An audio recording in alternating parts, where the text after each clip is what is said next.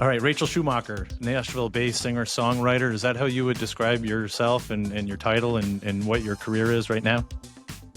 Yes, that's what Google calls me. So, And you agree with Google. yeah.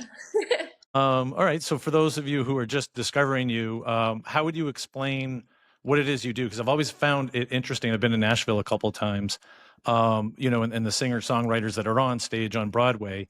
It seems like it's almost like a different level than, say, maybe you're playing a country bar in your hometown. So is that like a different level of music within the music industry? I mean, obviously a lot of people go to Nashville to be discovered, but you can have a pretty Mhm. successful career just playing Broadway, right? Yeah, I think so. I would say Broadway is kind of like all the people that feel like they kind of maxed out in their hometown. Like I'm from Missouri and there's just not a lot of opportunity there. And like I kind of was already playing all the, oh my God, my chihuahua's trying to jump in my lap. I kind of already played all of the stages there and there wasn't really much more room for growth. So then that's kind of when you take it to Nashville because you can do it full time instead of like once a week. And then obviously there's all the record labels and all the songwriting opportunities. So, yeah, I would say, I mean, the talent, it kind of depends. Like, there's probably people way more talented that just stay in their hometown because they don't want to move to Nashville. But yeah, I would say Nashville's definitely next level, at Okay. least my experience. Yeah, and I'm curious more on that industry, but I want to talk a little bit about your childhood. So like you mentioned, you grew up in Missouri, but you Mhm. originally weren't planning on getting into music, right, from an early age? No, I always liked it. Like I liked to sing and I did a little bit of like theater growing up and stuff, but I was never planning on becoming a singer. Like no one in my family is a musician, so it just never was even like thought of as an option. So I played the guitar and I took piano lessons and stuff like that. But yeah, it was just more of like a side hobby for me until I got older. At what point then did you, okay, so you said you played the piano. At what point did you transition into guitar? Like what was that transition like? And what age were you? I my mom put me in piano lessons when I was like 10 and then I got a guitar for my 16th birthday because I had been begging for one for like a year.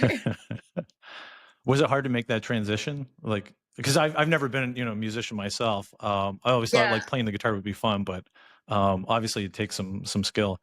So was it an easy transition? I didn't find it too hard, but I just kind of taught myself on YouTube and then my high school also offered like guitar 1 and 2, which was like just the basics. So I took both of those and then I mean, I'm not like a lead player. I don't do anything crazy, but I didn't find it too hard to at least learn how to play like rhythm guitar. Okay. And then at 16, you weren't planning on the life you have now, right? Because you went to college for veterinary sciences. Is that right? Yeah, I majored in animal science. So the path for that is you do like 4 years of undergrad in kind of whatever you want, honestly, but animal science is like a really common one. And then you do 4 years of vet school after that, but I didn't get in. So I didn't get into like the graduate program. So that's kind of when I transitioned. Okay. So you were going to college at the time. Obviously, you played music on the side. I take it. Yeah, I did like church in high school. Like I played a little bit in the church band and then I was in a sorority, so I would like sing at like the sorority events and just like fun little stuff like that. Like I feel like people knew of me as like the singer, but like yeah, I wasn't pursuing it at all like full time. Okay. And then after college, this was around the start of COVID when you made the transition to actually go from, what you had majored in to being like, hey, maybe I can make a run of this as a musician full time. Mhm. Yeah, COVID was my COVID was my sophomore year of college, I think. It was either sophomore or junior. And so I was like in the midst of applying to vet school and then school shut down and I was like doing horrible in all of my classes because it was just COVID and online school was just so weird and so yeah, my grades were like tanking and then at that point I feel like everyone was like diving into their COVID hobbies because we were locked at home. So I was like doing the music a lot more then and then you apply your junior year. So it was like still COVID time. I applied, got rejected, and I was like, "Oh my God, like do I go another year of school and like reapply or like what do I do?" And then yeah, then I kind of just ultimately decided to to go for it. Do do you think if COVID hadn't happened then it may not have worked out the way it worked out? Like that then kind of help you Probably pursue and not. say, "Hey, I'm going to do this full time." Yeah. Yeah, that's probably like the only good thing that COVID brought me. Yeah, same for me. It was a career change and working remote, so I totally get it. Because I always look back, I'm like, man, if COVID never happened, I probably wouldn't be where I am today. Yeah, It, it makes you like reassess your life and you're like, do I really want to be doing this for the rest of my life? so, how about your family, friends, all of that? Were they supportive of you in your career? And at what point did you like tell your parents or your family, "Hey, this is my plan. I want to, pursue music full time and not my college degree"? Were they like, "No, sorry, this is not a good idea, Rachel"? Yeah, I like remember it like kind of vividly. We like had a dinner. I was like home for like Christmas or something and we were having dinner and I actually told them that I wanted to drop out at that point because I was like, why am I going to go do another year of undergrad if I've already decided that well, if I already know I didn't get into vet school and I don't have like a backup plan, and that major I had was so like niche that the careers with it are just like there's not very many, and they would not be anything I was any good at. And I was like, I want to drop out and move to Nashville, and they were like, no, no, no, you're not dropping out. So then we kind of made a deal. They're like, okay, finish your bachelor's and then you can move to Nashville and like we'll be supportive. And I was like, okay, that's fair. So I finished my senior year and I got my degree and then I moved. All right, yeah, I was going to say it's not like a degree like say psychology where it could kind of relate to songwriting, right? Yeah, no, it was like completely unrelated. And there's like not a whole lot of jobs in animal science anyway, so yeah, shot myself in the foot with that degree. All right. So then, okay, so you moved to Nashville, and then how did you like kind of break into the industry there? Because I mean, I take it like if you move, you just can't start getting gigs at some of the big, bars on Broadway itself, right? I assume you have to play. I don't know if there's a term for this, like off Broadway, like it is for plays in New Yeah, York, yeah. for Nashville. There honestly really isn't. Like, I got my first gig in Nashville 4 days after I moved there at Miranda Lambert's bar.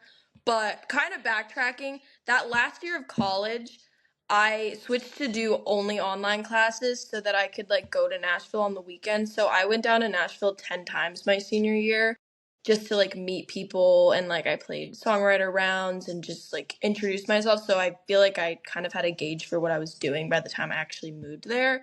So then when I did move there, I was like ready to go and I kind of like had contacts for booking and stuff. So I got my first gig like immediately, but I don't think that that's super common cuz most people don't take 10 trips down the year before they move, but it was definitely helpful.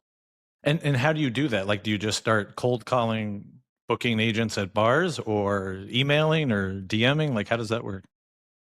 Yeah, I was DMing and I've always been really good about like social media. So I kind of already had like a little bit of a presence just because I've been online since I was like 12. So it was kind of easier to just get people to answer me. I think they thought I was like cooler than I really was, honestly. So yeah, they gave me like booking emails and I sent them like my EPK and links and I had been playing at bars in college too that last year. So I had a lot of videos of me performing and yeah, it just kind of worked out.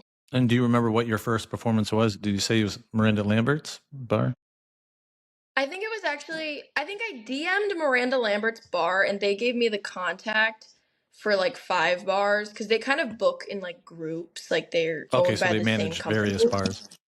Yeah, so Okay. my first one was at Jason Aldean's actually, but I DM'd Miranda Lambert. Okay. And what was that like? Were you like nervous? Were you like, wow, I can't believe I'm playing actually on Broadway at a big, country stars bar? Yeah, I wasn't too nervous, but I've also never really been one to have stage fright. And I had kind of like hopped up with my friends on stage before too that year when I was like visiting. They would let me like come up and sing a song with their band and stuff. So I was kind of already used to it. So I didn't find it too crazy. But oh my god, my chihuahua wants in my lap so Joining bad. the show. Sorry. No worries. This is Bean. I mean, he's not the first dog to join the show. We've had a couple over the Yeah. years. My other one's sitting peacefully next to me, but this one has to be in my lap at all times. Are they twins? No, I No? have a pit bull. She's sitting Pitbull. right Okay. next to me. All right. And then he's the real scary one. Is it hard to balance like having the dogs and your career, or are you able to pull it off? I think they keep me sane, honestly, but like I said, I wanted to be a veterinarian, so I've just been around animals forever, so I could never imagine not having animals. They are great. They are great companions, Yeah. and they're always loyal. Mhm. Mhm. Yeah. And like I said, I've like been on stage my whole life. I feel like I did dance growing up and I did theater and I sang at church. So like I've really never had issues with stage fright, luckily. Do you find then the industry, like being where you're at, I guess most people outside Nashville, or the way I look at it, is you go there to play the clubs and hopefully get discovered, take it to the next level, maybe sign with a label. Um, is that still is that still your goal? I'd imagine that's any artist's goal, right? But obviously Yeah. you're successful in and of yourself with your career right now. I mean, you're doing what you love full time. Yeah. I think like it's kind of changing and like the more I learn about the industry, like you don't really need a record label anymore. Like really the record label can't do much for you until you're like already established. Then at that point, they're kind of just taking all your money. So at this point, like I'm not even really looking to sign anything like that. It kind of just ends up putting you in debt. And there are like a lot of artists doing it completely on their own. And in my opinion, are a lot more successful because they can put out whatever they want and there's no one telling them what they can and cannot do. So who knows if I'll ever even do something like that? Maybe a long time down the road, but definitely not right now. Yeah, and I think you're right because your music's on Spotify, so anyone can discover you that way. It's not like it used to be, right, where you had to sign the label to get the record to have it Yeah. distributed, to then get a following, to then tour and everything else that comes Hmm. with it. Yeah. Yeah. So then, all right, so you can release your own music, kind of direct distribution. Do you then is touring part of like your career too? I mean, can that obviously that seems to be the most lucrative thing for artists now is touring and merchandise as far as their careers go. Yeah, so I do all that my own too. Like this year I'm doing probably like 10. I think I have 10 states booked right now. So the only bad part about being independent is I have to pay for everything. So like if I'm getting hotels and plane tickets, like it's out of my pocket and you don't get paid until you play the show. So, like, I'll just be thousands of dollars in the hole until I play these shows and get paid for it. So, that's like the one issue is, yeah, that. I mean, you put it on a credit card, obviously, but that's something I'm still trying to navigate is being because I want everyone's like, come to this state, come to this state. And I'm like, okay, guys, I can only afford to go to Yeah, so yeah. many states right now. It's So, like put yeah, the together a merch GoFundMe helps. for me to come to that state, right? And I'll go. Yeah, Right? pretty much. And it's like you will get paid, but not till afterwards. But Right. obviously, you have to book a plane ticket and you have to pay for your band ahead of time and the hotels. So, yeah, I'm like just entering that world and figuring it out. And you do it all yourself, right? I mean, you don't have a booking agent or an agent or a manager or anything like Yeah. that. No, it's literally just me. So when you plan them, then you're essentially planning them around your own schedule, I would assume, and allowing yourself time to do that, to travel and play. Hmm. Do you Yeah. do you enjoy So going out on that's the road and doing that, or is it tough? I know obviously, you're married and you have a family and stuff, and the dogs. Do they get to go with you? Yeah, no, the dogs have to stay behind, unfortunately. I just kind of started this past I've done it for like 2 years, but this last year was like the most touring I've done, and it was so much fun, don't get me wrong, but actually so exhausting. Like I kept getting sick and I was just like running on no sleep. Okay, he's done now. Is that Um, enough? yeah, I got so sick during like a run of shows and like I can't cancel them because everything's out of my pocket and if I don't play the shows, I don't get paid and then I'm just in the hole for the hotels and everything. So there was like a point where I literally got pneumonia and I was like playing these shows in Kansas City with pneumonia and it was like the most ill I've ever been. But looking back now it's kind of funny because I did it and it was fine, but Yeah, at the time, it was a little bit miserable, I'm not gonna lie. It was not everything that I thought it was gonna be. Yeah, yeah. But so what's a typical day like for you when you do play, just Broadway in Nashville? Do you have to get there far in advance before your set? What's it like? I mean, obviously you're in the same city every night playing some of the same venues, but obviously the audiences change every night, right? Because it's a lot of tourism Yeah. there. Yeah, I mean, I think what people don't really know about Broadway is like I'm like hired into a circuit of bars, so it's like 6 bars. I think it's like Morgan Wallen's, Jason Aldean's, Miranda Lambert's, a couple others, doesn't matter. But that's kind of how they run essentially is in circuits, and they hire like I don't know, there's probably like 80 of us that work there, and we all play there multiple times a week, and it's kind of just like our day job. Like we get scheduled the same way like bartenders would. Like they'll be like, Rachel, you're 2 to 6 at Jason Aldean's today. Wednesday, you're 6 to 10 at Miranda Lambert's, kind of thing. So I mean, we've played those stages so much, like we can set up super fast. So we get there like 15 minutes before, and there's a band playing before you, obviously too, because live music is all day and night basically. So you show up 15 minutes before, you set up, you play your 4 hours, and then you tear down. Another band sets up, and it like nobody from out of town is playing those stages. It's all just people that like work there. So I don't know. It almost feels like a job to me at this point. Like the touring and like the originals, like the shows that I'm playing that are like ticket or like my originals, those feel more like my artist career, and then Broadway feels more like just like my job, kind of. But it's a Okay. fun job. All right. So kind of separate the two. I was going to ask about that songwriting. Yeah. So do you enjoy that just as much? And do you enjoy playing your originals just as much as you do the covers? Yeah, the originals that's like what I want to do for the rest of my life. I think Broadway is kind of just like a stepping stone. It's you like learn how to put on a show and you gain a following and you make money to be able to afford to do all this other stuff you want to do, like recording your music. So, yeah, Broadway is nobody's really end goal. It's kind of just the beginning, I guess. And are you able to play some of your original material during these shows? How does that work? Yeah, we can sprinkle it in, but if I was only doing that, they would definitely get mad because we're supposed to keep it like party going, keep the people entertained. Yeah. So Well, I'll I think throw it in there like a little promotional. I was going to say, I think like your feed, your TikTok feed came across, or your video came across my feed. It was like around Halloween. I think you were dressed as Scooby Doo, and it was one of your originals, and it kind of went like viral, Yeah. like just the lyrics of the song. And I was like, it was a pretty fun and creative Yeah. song. I'm like, how does this thing not catch on and go viral itself, right? Till maybe someday somebody Yeah. will be requesting that at a bar. I know exactly what video you're talking about because somebody else posted that of me. That wasn't even my Oh, it account. wasn't? Okay, so And maybe it was someone else's no, it account was then. on his. And his video went viral. And I was like, I've been posting this song for years and it won't go viral for me. But on some random guy's account, it will. See, it only takes But one yeah, video. One I video. know. Yeah, that was funny. Do you growing up, like, did you have any sort of artists that you really looked up to or really liked that were kind of inspiration for your career? When I was really little, honestly, Hannah Montana. Like I grew up in the Hannah Montana era, and I thought she was just. I mean, Miley Cyrus was like the coolest person ever, and then I had the early Taylor Swift was kind of at the same time, so they were like my idols in like elementary school.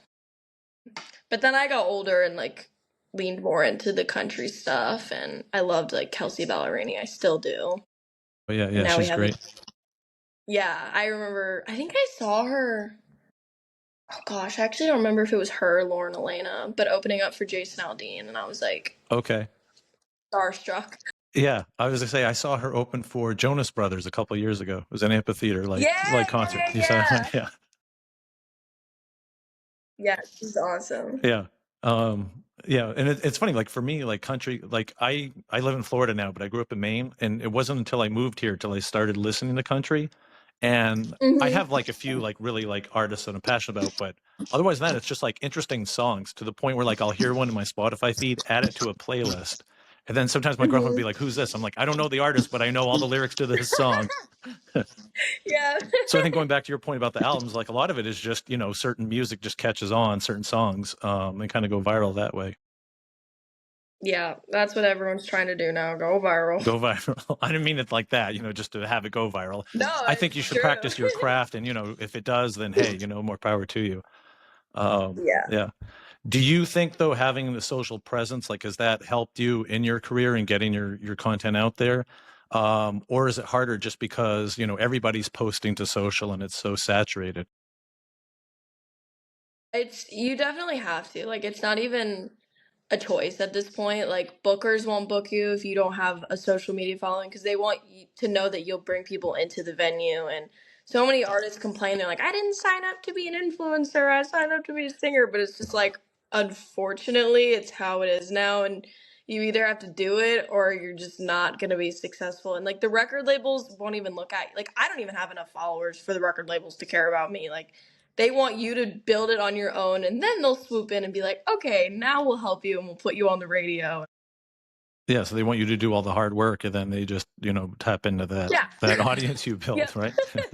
Hey, someday you'll Pretty have much. millions, and you'll be like, I don't need you guys. You That's need kind of me, how I right? feel You need about it me. now. Yeah. And when you play, do you have to like then assemble a band, right? Because it's not just you acoustically, right? I mean, every artist I've Mhm. seen in Nashville, usually there's a band that accompanies them. Yeah, it depends on the time slot. Like in the mornings, we'll play acoustic, or it'll be like acoustic duo, so like me and another singer.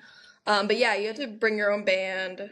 So that was a challenge when I first moved here because I would get booked and I was like, I don't know anybody. Like I don't know any drummers. I need a drummer.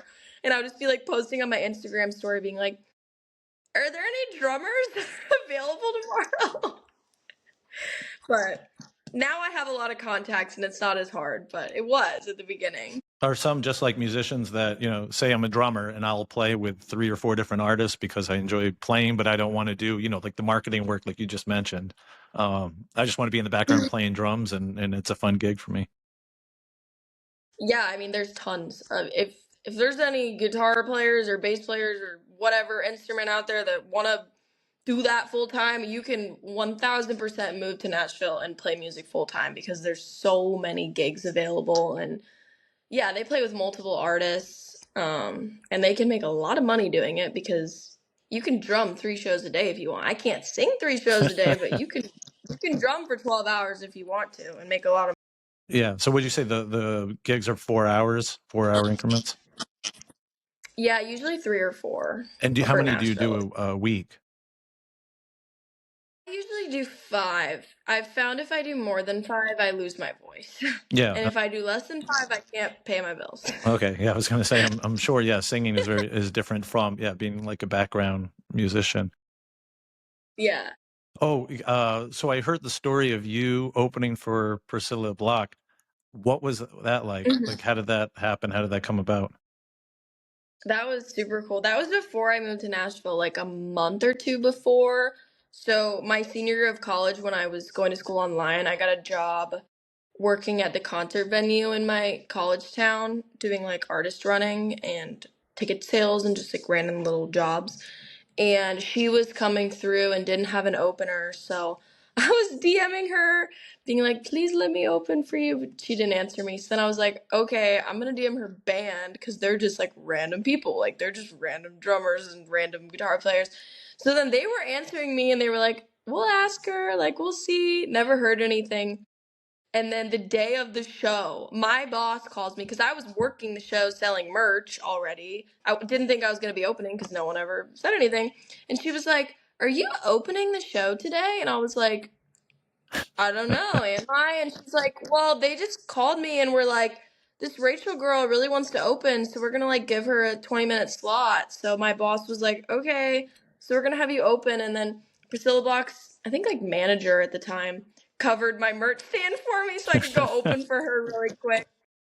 I just played like 5 songs on my guitar by myself, but yeah, it was really cool and it was really sweet that they remembered my crazy DMs. Looking back, like I probably sounded so desperate, but like I Hey, was desperate. I was just gonna say, yeah, hey, it worked, right? Persistency worked. Yeah, it totally worked. No regrets. It's just funny now. Have you ever had like Yeah. just like huge artists like just randomly show up where you're playing? Does that, I mean, it Mhm. seems like every that sometimes you'll see like viral videos that like whatever artist, who owns the bar shows up and like jumps up on stage and plays the Yeah. song. Yeah. Yeah, I had Dan and Shay come up on stage when I was playing at Jason Aldean's. Me and my friend Alex were playing an acoustic duo together, and they were at Jason Aldean's. They have a radio studio in there that they record like interviews out of. So a lot of famous people will like walk through, and we'll see them just like walking through really quick into the studio. So we tried to time it when they were leaving, to So you had a play one of plan. their songs. Yeah. Yeah, so we were like, okay, let's play this song like when they're walking out, and they heard us and they were like, okay, and then they hopped up and sang with us. So yeah, that was cool. You forced them to. You made them do it. They couldn't leave it. Basically, yeah. They knew the repercussions of not performing would come back and bite them. Yeah, there was like nobody in the bar too. It was like a Wednesday morning. Like there was like 10 people in the bar, but the people there probably thought it was so cool. Yeah. If they knew who they were. So I'm do sure you half. then do you still get starstruck by some artists then? I mean, it's going to be strange, like, because, they live among everybody there in that city. Yeah. That city kind of revolves around that industry. Yeah, I mean, I don't too much anymore unless it's someone I really like. Because even going out in Nashville, like, I probably see a famous person almost every time, like, just going out to the bars, like, they're just always out there. So really the only people, one time Darius Rucker sat down at the bar next to me and I was starstruck. I didn't even say anything to him because it's kind of a weird Nashville rule, like, talk. Right. We don't have like paparazzi and like, no, it's kind of just known that you don't go up to famous people, but Right. he sat down right next to me and I was just like, so I didn't speak to him, but I was very starstruck. Yeah. No, that's cool. And do you? So, what advice would you give to like your younger self, or an artist that's probably listening to this that says, I would love to like pursue a country career, I'm a musician. I want to move to Nashville too. Knowing what you know now and everything you've done and accomplished, what would you say to them? I would definitely tell them to focus on their social media, like have good numbers before you move there so people take you seriously. Obviously, like learn as many songs as you can. And it's really just networking is like the number one thing. Like just go out and meet people and shake hands, even if you kind of sound desperate. I definitely sounded desperate a lot. I mean, maybe don't overdo the desperateness, but it's good to go out and meet people and you never know who's gonna open doors for you and yeah. Yeah. And just go for it. There we go. It worked for you. It's working. Yeah. So Yeah. So what's next for you in your career? Continue to play Nashville, obviously doing some touring, releasing more of your original music. Where do you see yourself in 5 years? I hope I'm famous by then. You will be. It's a Keep on. it's a 10-year town. I think by then I would hopefully be like I would love to go on a tour like opening up for somebody. I want to put out an album. It's just not really in the funds right now. So maybe an EP will be next. I'm releasing a new song in like 2 weeks, and I'm planning on releasing probably 4 singles this year and then touring around. We're hopefully going to make it to 10 states this year. That's my goal. Yeah, just keep seeing where it goes. All right. So everyone can follow you. Go to your website and all your socials, right? My website is rachelschumachermusic.com, and yeah, I'm just Rachel Schumacher on pretty much On everything every else, if social you media. just search you, yeah. Or maybe it'll Yeah. randomly show up in people's feeds. Yeah, hopefully. All right. Well, Rachel, thank you so much for doing this. I appreciate it. And best of luck to you in your career. I know you're going to make it big someday. And I'll say I knew her when. Go back and listen to that episode I did in 2026 with her. Thank you. All right.